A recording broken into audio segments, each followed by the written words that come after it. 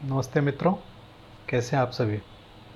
उम्मीद है कि आप सभी खुश होंगे और राम मंदिर निर्माण के जो प्रक्रिया अभी आरंभ हुई है उसको लेकर काफ़ी उल्लासित होंगे। कई सदियों के बाद ये मौका मिला जब भगवान पुनः अपने घर, अपने मंदिर में पधारेंगे। सारे संसार में इस तरह की चर्चा चल रही है कि ईश्वर सच में नए युग का प्रारंभ हुआ है, ख़ास तौर पे देश के लिए। हालांकि देश के लिए नहीं है, ये बात दुनिया के लिए भी लागू होती है। इसी बात को लेकर मैंने भी कुछ भगवान राम के लिए लिखा है।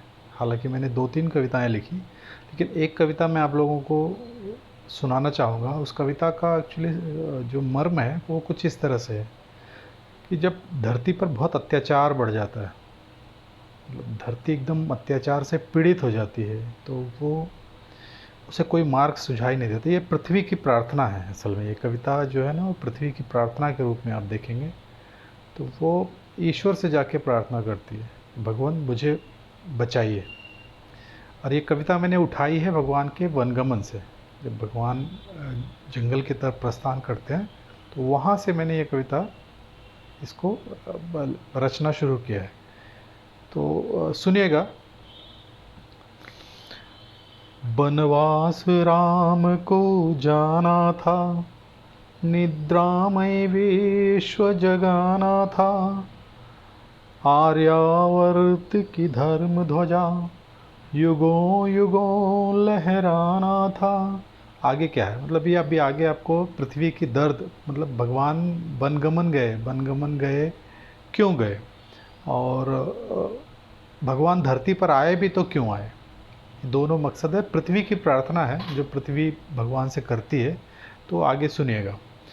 सदियों से भू करती अलाप, कैसे मिटता पीड़ा व ताप, कोई भी काम नहीं आया जो दिखलाता बल और प्रताप।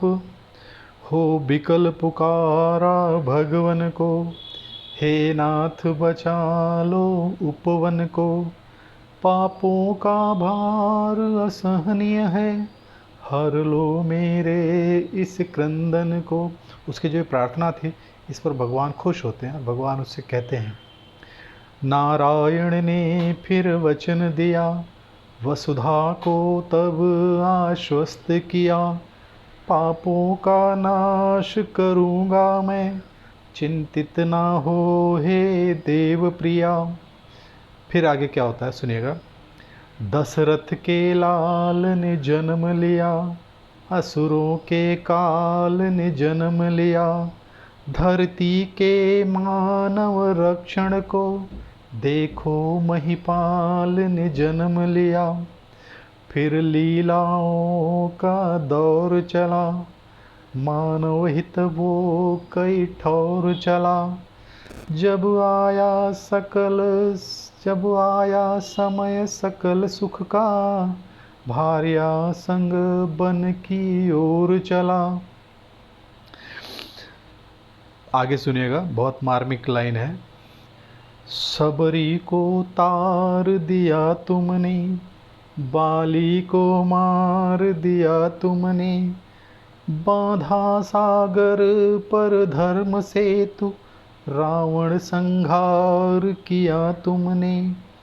हे मर्यादा पुरुषोत्तम राम, रघुनंदन सर्वोत्तम राम, राम राज्य का स्वप्न लिए, करता है जीत ये वंदन राम, करता है जीत ये वंदन राम, करता यह जगत तुम्हारी जय, भारत को कर दो अरुणोदय, दीनों के रक्षक नमन तुम्हें, दीनों के रक्षक नमन तुम्हें, मेरा भी जीवन हो सुखमय, मेरा भी जीवन हो सुखमय, मेरा भी जीवन हो सुखमय।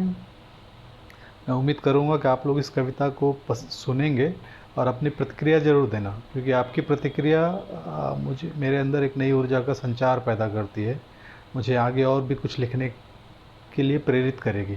ख़ास तौर पे मैं भगवान राम मेरे बड़े आराध्य हैं, और एक ऐसा व्यक्ति, आप उसे ईश्वर नहीं कह सकते, वो ईश्वर बनने की प्रक्रिया में उन्होंने जो धर्म निभाया, एक मानव ईश्वर कैसे बन सकता है, ये यदि आपको देखना हो, समझना हो, तो भगवान राम से सीख सकते हैं। कि जब तक वो जंगल नहीं गए तब तक एक मात्र राजकुमार थे, लेकिन जब उन्होंने मर्यादाओं की सारी सीमाएं तय की तो वो मर्यादा पुरुषोत्तम हुए। आप लोग अपनी प्रतिक्रिया दीजिए, अपने अपने घरों में, अपने अपने कार्यस्थलों पर सुरक्षित रहें, नियमों का पालन करें, और बहुत बहुत शुभकामनाएं। धन्यवाद।